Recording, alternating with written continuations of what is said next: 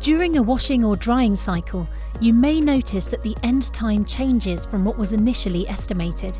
This is normal and happens because the sensors inside the machine measure the load, temperature, and humidity, and then adjust the end time accordingly. For example, if you have a large load, you may see the end time go up.